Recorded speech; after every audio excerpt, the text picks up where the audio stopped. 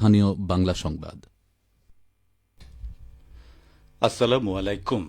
বাংলাদেশ বেতার, রাজশাহী। স্থানীয় সংবাদ পড়ছি গোলাম মর্তুজা হেনা। রহমত, বরকত আর মাগফিরাতের বার্তা নিয়ে সমাগত প্রায় কল্যাণময় রমজান মাস। রোজা, নামাজ আর জাকাতের পাশাপাশি সেহরি, ইফতার, কুরআন তেলাওয়াতের মাধ্যমে আল্লাহর সন্তুষ্টি অর্জনের মাস। এ নিয়ে এখন শুনুন আমাদের নাটোর জেলা সংবাদদাতার একটি প্রতিবেদন। খোশামদেদ মাহে রমজান। মহান আল্লাহর পক্ষ থেকে বান্দাদের জন্যে রহমত, বরকত আর মাগফিরাতের বার্তা নিয়ে সমাগত প্রায় রমজান মাস। নাটোর কেন্দ্রীয় জামে মসজিদের খতিব মুফতি মাসুদুর রহমান রমজান মাসে করণীয় সম্পর্কে বললেন, মাহে রমজান মহান প্রভুর নৈকট্য অর্জনের মাস।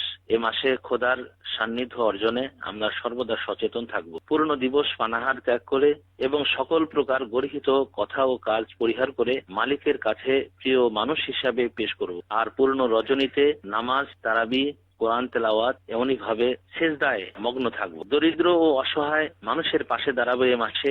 বস্ত্রহীনদের বস্ত্র, এমনই ভাবে অন্নহীনদের অন্ন প্রদান করে তাদের সহানুভূতি প্রকাশ করব। রোজাদারদের ইফতারের ব্যবস্থা করব। সাথে সাথে সেহরি, তারাবি সকল প্রকার ইবাদতে স্বতঃস্ফূর্তভাবে আমরা শরীক থাকব।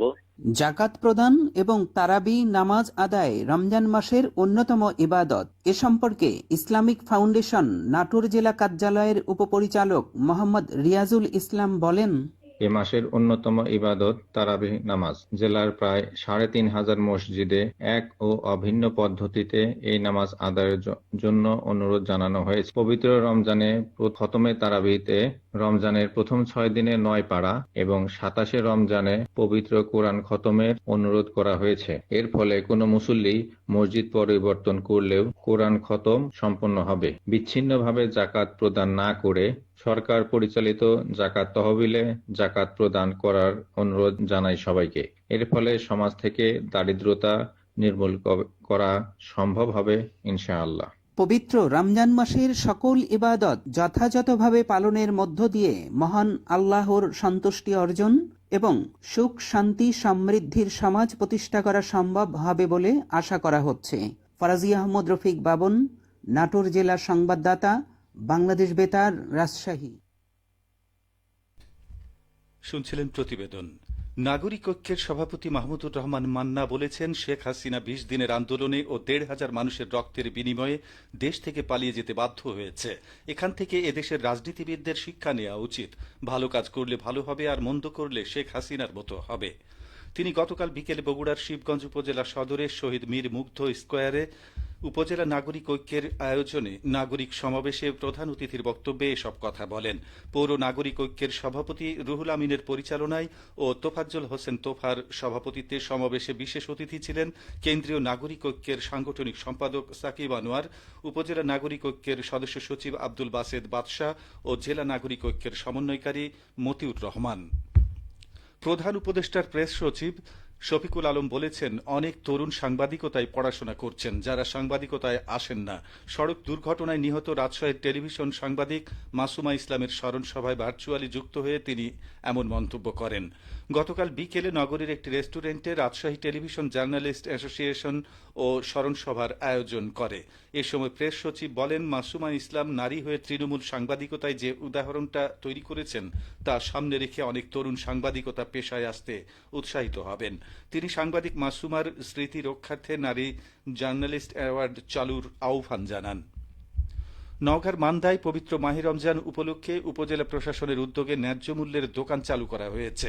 গতকাল প্রসাদপুর বাজারে দোকানের উদ্বোধন করেন নওগাঁর জেলা প্রশাসক মোহাম্মদ আব্দুল আওয়াল। দোকানে প্রথম থেকেই প্রতি কেজি গরুর মাংস ৬৫০ টাকায় পাওয়া যাচ্ছে।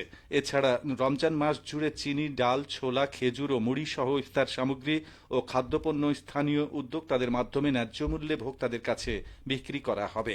অনুষ্ঠানে মান্দা উপজেলা নির্বাহী কর্মকর্তা শাহ আলম মিয়া, প্রাণী সম্পদ কর্মকর্তা নুরুজ্জামান, সমাজসেবা কর্মকর্তা শাকিল আহমেদ, শিক্ষার্থী ও গণ্যমান্য ব্যক্তিবর্গ উপস্থিত ছিলেন। চাঁপাইনবাবগঞ্জের গোমস্তাপুর উপজেলায় আলীনগর স্কুল ও কলেজে এসএসসি পরীক্ষার্থীদের বিদায় ও কৃতি শিক্ষার্থী সংবর্ধনা প্রদান করা হয়েছে। আজ সকালে স্কুল প্রাঙ্গণে আয়োজিত সভায় সভাপতিত্ব করেন আলীনগর ইউনিয়ন পরিষদের চেয়ারম্যান ও প্রতিষ্ঠানের সভাপতি আবুল কাশেম মোহাম্মদ মাসুম।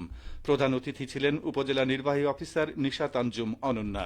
বিশেষ অতিথির বক্তব্য রাখেন উপজেলা মাধ্যমিক শিক্ষা অফিসার মুসা হক আলী।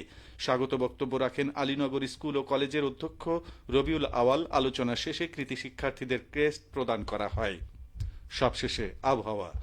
আজ রাজশাহীতে সর্বোচ্চ তাপমাত্রা ছিল 32.6 ডিগ্রি এবং সর্বনিম্ন 17.2 ডিগ্রি সেলসিয়াস।